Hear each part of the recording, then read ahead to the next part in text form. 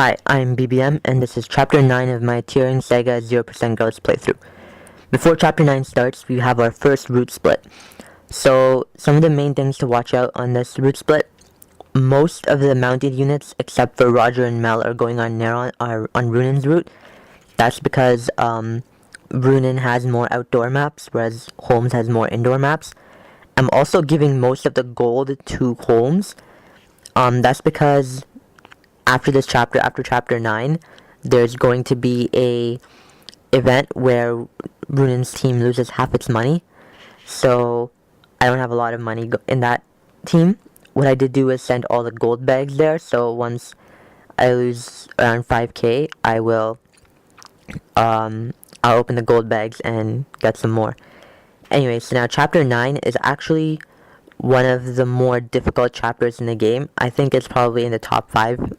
So it's the first really difficult one. The reason it's so difficult is you get charged at by a lot of enemies at the beginning. A lot of them have shields, making them tough to hit. And then there's some tough enemies there, including a bow knight with a repeater bow. There's a sword knight with a killing edge, an axe knight with a pole axe.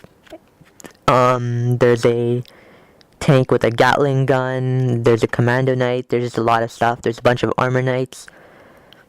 So it's not easy to break through these enemies. However, what I did is I gave Neron the armor slayer at the beginning of the map. So that allows him to one round KO the 2 armor knights. We also got Mariah at the beginning of this chapter. So Mariah is our second magical unit. I don't think she'll be too much better than Maruju, to be honest, even though her preferred weapons are a lot better just because it's 0% growth and her stats still suck. The main cool thing with Mariah is she has 2 preferred weapons. The first of them is Starlight, which she starts off with. Starlight increases her evade by 20 or 30. So it's very good. However, it's also very heavy, so it lowers her evade by so much that it's actually not as much as it sounds. It doesn't actually give her 30 evade, it's more like 10 or so. But it's still pretty good, and it's quite strong. And there you can see Mariah killing that guy with fire. The reason I didn't want Neron to face him on enemy phase is because that one had a pole axe, so he could have pretty much one-hit KO'd Neron. Other than that, now that that first charge is over, the main thing to watch out for is the bow knight with the repeater bow and the tank with the Gatling gun. If you notice, I had Raffin start off with the other units in this that start off in the desert. Originally I had him in the north, but I decided that Mariah was more important to have there in the beginning, so that I had somebody to kill that dude with the pole axe. And then I still have Raffin, and Raffin can still come up pretty quickly to take care of the commando knight. Yeah. So from this point, now that the bow knight is dead, the map becomes significantly easier. One thing to watch out for is you can see in the corner of the map, Narcissus, that's the thief. So we have to get Runan over there to recruit him. That actually makes this map quite a bit more difficult because there's a bunch of reinforcements that come in this chapter, and taking longer makes us have to fight them. And Runan's movement in the desert isn't great, so recruiting Narcissus costs quite a few turns, like 5 or 6. Which means that I have to fight a ton of reinforcements, as you're going to see. So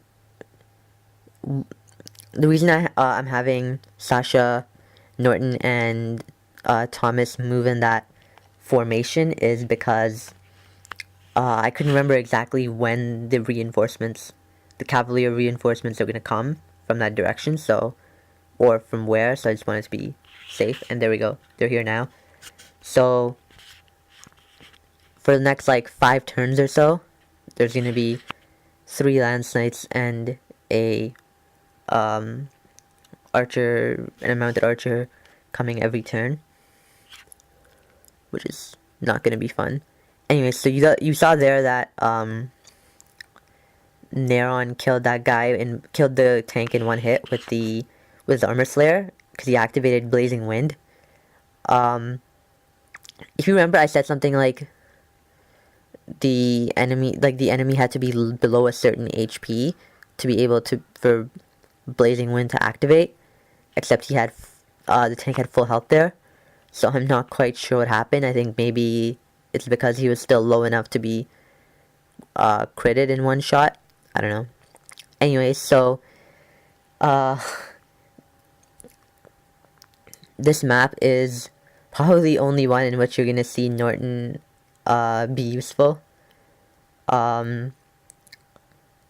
Like you'll see later on, but I kind of waffle around as to like what to do there, because originally the plan was just to have Norton hold them off until one of my mounted units could get back there and help out. But then after a certain point I decided, like, you know, why not let Norton have his shining moment of glory. So he kills a bunch of them. Anyways, so I forgot that, or I didn't realize that Raffen would be so bad so quickly, or not so bad, but that his speed would start to become not good enough so quickly. As you can see there, he couldn't double that archer. Like, I had to try to have Mariah finish him off, but then Mariah missed, which kind of sucked. Anyways, Zeke learned Kanto, which is going to be pretty useful. Other than that, other than just the Cavalier reinforcements, you're going to see that there are also magical unit reinforcements from the north, which are going to come soon. So the only thing about these reinforcements, of course, is that they hit really hard. Sorry, there was a little bit of a skip there because of the because of how my video recording thing works. Anyway, so as you can see, there are those 2 dark mages. They both have Nosferatu, so it's kind of hard killing them, especially since they do so much damage to most of my units. It actually took me a lot of restarts to kind of get this working, because I kept missing them, or something kept happening, and then they kept killing people. But in the end, I just have Zeke one hit KO one of them, and then leave the other one to get killed by Mariah on the enemy phase. Anyways, so yeah, I wish I could kill that priest earlier with the physic, but it's just everybody else is doing things every turn, and there isn't really any way to get around him being a pain in the ass and healing units. So these witches are actually even more dangerous than the dark mages. So the dark mages had Nosferatu, the witches just have thunder, but witches have a skill called rewarp, which allows them to move anywhere on the map. So the witches could basically like warp across to where Sasha and Norton and those weaklings are and do a ton of damage to them, since none of them have any magic. Yeah. So basically I had to prioritize killing them in 1 turn. And then, funny story, in the south, I actually had to restart once. Not this turn, but one or two turns later, like when I was almost done the chapter. Um, I wanted to I wanted to show off how good Norton could be in such a situation with life or death. So I tried to have him take on like 7 or 8 cavalry units in like one turn, and he kept proccing life or death, and he kept killing them, and he killed too many, and then he died, which kind of sucked. Anyways, so you might have thought that the boss was a general, but actually, if you come beside him, or if you try to attack him, he gets replaced by a dark mage. In fact, it's that same dark mage boss from chapter 5, the one where we first recruited Zeke, who ran away after we killed him because he had an elixir. So this time we actually do kill him. He actually hits quite hard, even though Zeke had a magic shield. You saw that he could do 13 damage, but he missed. So that's good because Zeke didn't waste the use of his magic shield. And then he also has Black Hole, which caused me another restart earlier. But yeah, anyways. From here now, finish off the priest. Now I'm just waiting for Runin to get down to Narcissus, recruit him, and then come back up. So I recruited Narcissus. I wanted to. So Narcissus is a thief. But he has another cool ability called Mimic, which Uni doesn't. So he can, if he's beside a unit, he can mimic them and become their class with their stats. The only thing is that he doesn't gain their skills, and he doesn't change his weapons. But it can be pretty useful to like clone a second Neron or a second Zeke or something, so just to kind of show off. I had Narcissus come over there and clone himself into Norton. The thing is, I kind of forgot that there's an item, like a hidden item, called the guild key, which Narcissus has to pick up. So I have to kind of like backtrack after this and wait around for even longer than I would otherwise need to. So the guild key is basically like the member card from other games, which lets you access the